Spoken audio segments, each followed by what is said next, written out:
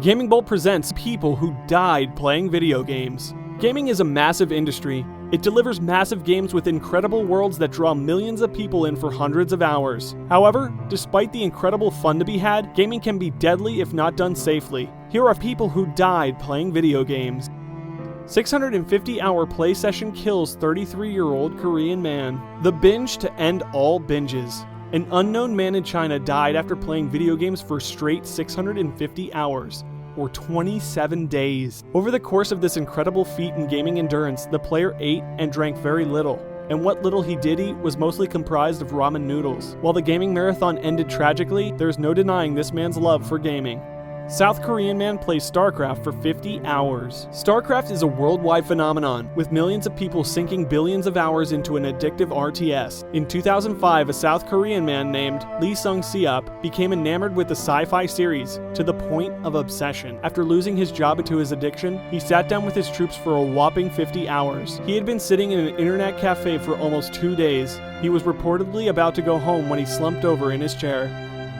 Player murdered over in-game item.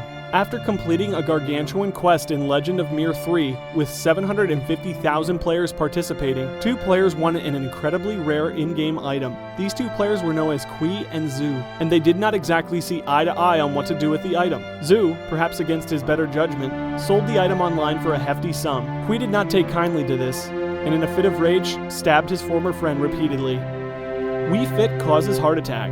Exercise is usually seen as a positive, but when Tim Eves was playing Nintendo's popular exercise game Wii Fit, he tragically died. While jogging on his balance board, the 25-year-old scout leader collapsed. He was declared dead before he even reached a hospital. It was suggested that he might have suffered from a heart disorder, which could have been worsened by the physical activity.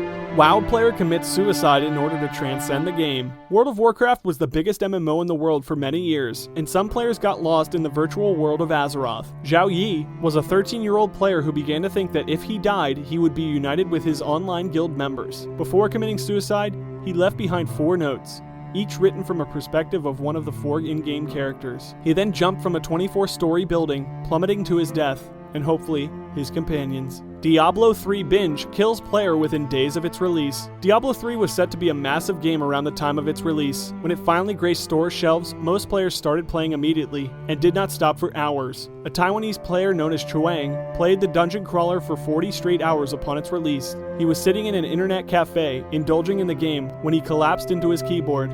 Thankfully, an employee promptly woke him up. He stood up, took a couple of steps, then crumbled to the ground, dead.